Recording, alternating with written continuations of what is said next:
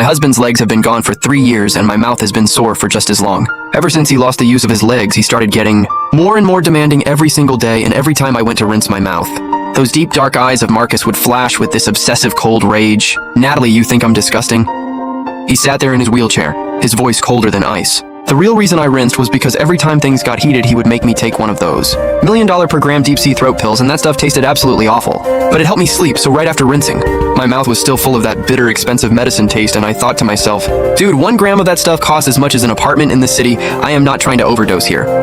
But I never said that out loud, because once Marcus starts feeling insecure, it goes completely off the rails, like that one time I bought him underwear and accidentally grabbed the wrong size and got him a small. He just stared at that tiny piece of fabric and went completely silent for 3 straight hours. That night he did not sleep at all. He just went online and started posting. My wife bought me small underwear. Is she hinting that I can't perform anymore? Need answers. ASAP money is not an issue. And user A replied, bro, honestly, just give up at this point. Lower body damage is pretty much permanent. And user B said, dude, you are overthinking it. She probably just thinks you're broke. Small size is cheaper. Marcus completely ignored user A, just gave a cold laugh, and then he clicked on user B's profile, stone-faced, and tipped them $5 million and left a note that said, your logic is completely ridiculous, but you have successfully made me think about money. I will not allow the word saving to exist in my wife's vocabulary. And that $5 million tip hit like a bomb and blew up the entire late-night forum instantly. User B, who had just received $5 million, immediately flipped the script. Daddy, I was just talking out of my ass earlier. A man of your caliber would never have that problem. This is clearly your wife sending you a message. She's reminding you to stay focused. Keep your guard up and do not let any other woman catch your eye out there. Marcus read that and actually stopped to think about it. That is a solid point. He ran his fingers along his jaw and muttered to himself, stay focused. Keep your guard up! Ha ha ha ha ha! 他在乎我。打赏完后 Marcus let out a cold laugh and immediately called his assistant. I want the CEO of that search engine kneeling at my front door in 10 minutes. Ask him why his algorithm never told me how to keep my wife happy. That night, the CEO was literally kneeling at the front gate, shivering in the cold wind like a leaf. I was coming downstairs in my robe and walked right into the scene of Marcus, looking down from above at the man who basically controlled the world's information. Mr. Shen, we have already made emergency updates to the algorithm. The keyword wife bought small underwear now returns as the top result. She is expressing her utmost admiration for your strength. And the second result reads, she is afraid you are too irresistible. This is pure possessiveness. Marcus slowly turned his sapphire ring, his tone completely flat. Does not matter. I already bought your company just now tomorrow. It gets renamed to Natalie Search. From here on out, any negative content involving my wife gets wiped from the entire internet. I was standing at the top of the stairs and nearly dropped the cup I was holding. Marcus, have you completely lost your mind? All this over a pair of underwear. I walked over and nudged Marcus on the arm. Freaking out, huh? All you had to do was Google it. Did you really have to put that man through all this? He turned and looked at me, the obsession fading from his eyes. I was scared you were unhappy, scared you thought I was useless, that I was not good enough for you. My heart melted a little. I reached over and ruffled his hair, you dummy. I have never once thought that. I just rinsed because that medicine tastes really bitter. That is literally all it was. He paused, then the corner of his mouth curved into this barely visible smile. He reached out and took my hand. See, that is all you had to say? That is the Deep Sea Blue Snow Marrow Pill. $1 million a gram? Great for skin and beauty. I looked it up. Women love this stuff. I completely froze on the spot and nearly dropped the glass of milk in my hand. $1 million a gram every time I rinsed. I was literally spitting out a whole apartment. So for 3 years, I had been wasting a fortune on a daily basis. That same afternoon, Marcus had his personal assistant deliver an entire case of Deep Sea Blue Marrow pills, packaged more beautifully than any luxury brand.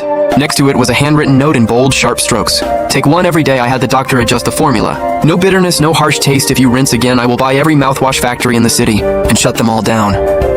I stared at that case of priceless medicine, then looked over at Marcus sitting in his wheelchair, pretending to casually scroll through his phone. And I felt this mix of annoyance and amusement. This man is truly something else. He had to control even my rinsing habits, but deep down I felt this quiet warmth. Turns out this man who everyone saw as cold and broken had his whole world wrapped up in me. I was still zoning out, staring at the case, when Marcus' phone suddenly rang. He glanced at the caller ID and his brow immediately furrowed, his voice dropping a few degrees. What do you want? After he hung up, he looked over at me. The Chase family is coming over to call off an engagement. What a joke.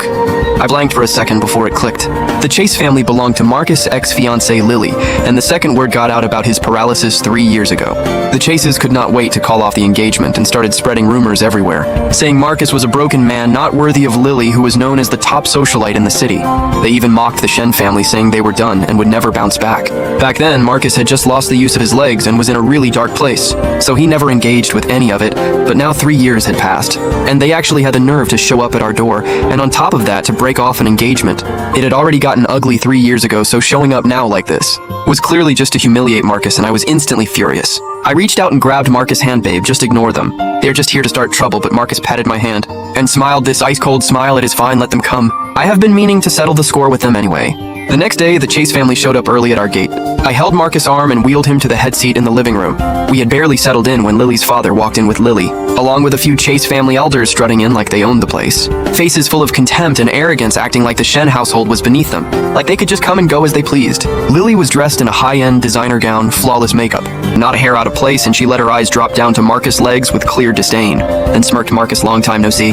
Still looking half-dead, sitting in that wheelchair, can't even stand up. How pathetic. Marcus did not even look at her, just tapped his fingers lightly on the armrest and said flatly, "Say what you came to say or get out, you are blocking my view." Lily's father's face darkened and he slammed his hand on the table, loud enough to rattle the teacups on top. "Marcus, you better watch yourself. We are here today to formally end this engagement. A man who cannot even use his legs thinks he deserves our daughter, thinks he is worthy of the Chase family name.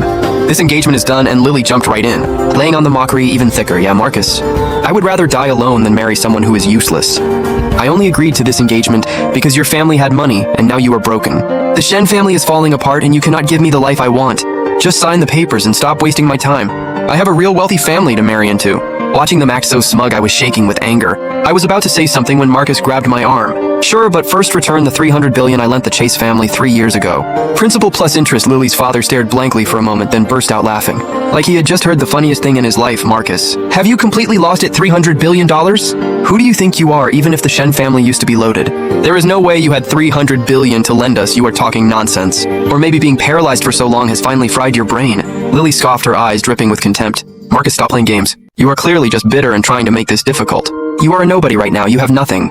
And you are sitting here talking about $300 billion, you must be desperate. Absolutely delusional." I looked at them and almost laughed to myself. They had absolutely no idea what kind of person they were standing in front of. They thought Marcus was just a paralyzed man, a washed-up rich kid with nothing to his name, but they had no clue that the same man who stayed up Googling how to make his wife happy and what to do when your wife hates the taste of your medicine was the same man who played the financial world like a chess game. The kind of man who could decide the fate of the Chase family with a single word. $300 billion to him was pocket change.